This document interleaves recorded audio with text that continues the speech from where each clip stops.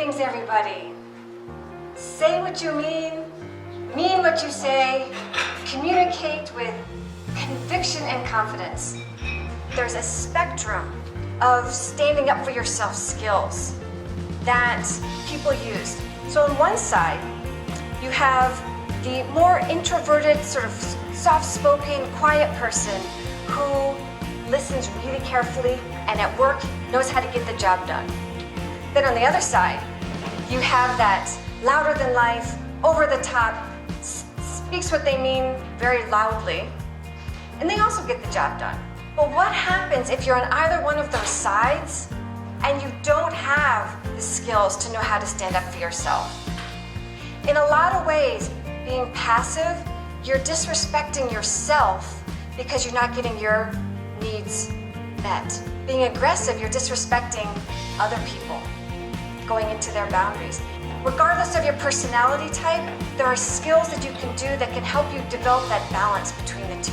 And what the research showed over and over was that the main ingredient was confidence. So what I'd like us to do, if you choose to step into this next exercise with me, come on up and stand up for a minute. On the count of 3, I want you to mold yourself into a passive stance, what you would imagine a passive stance being. 1, 2, 3, and go. Yeah, and shake it off.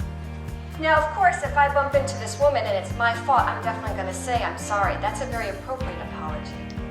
But when we say sorry too much, it starts to diminish our own sense of self, but also others when they're looking at us and hearing us.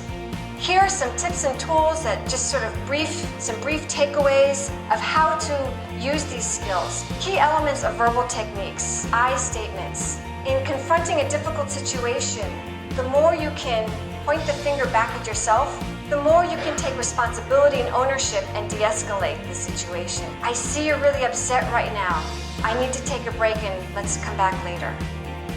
Limit inappropriate apologies. Keeping your voice calm, firm, and low. Naming the behavior, being clear and direct in your response. And last, avoiding the minimizers, the qualifiers. On the physical side, projecting confidence. How you project it for yourself inside, but also how you project it on the outside. If I'm going to engage in a difficult conversation, I want to make sure that I'm not in what's called a halt.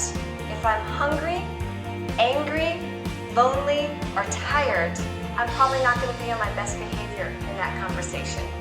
Assertive body language and stance. Some situations might call you to turn up the volume of your stance, of your voice. Some too, tone it down. You get to decide that. Direct eye contact. A trick, as I'm sure a lot of you know, if it's uncomfortable to look in people's eyes, you look right in between. Looks like you're still looking at them. You're also respecting them. And limit fidgeting behaviors. We can all step into our confidence and connect sort of the mind and body around this. And that's my hope for all of us here today. So thank you so much.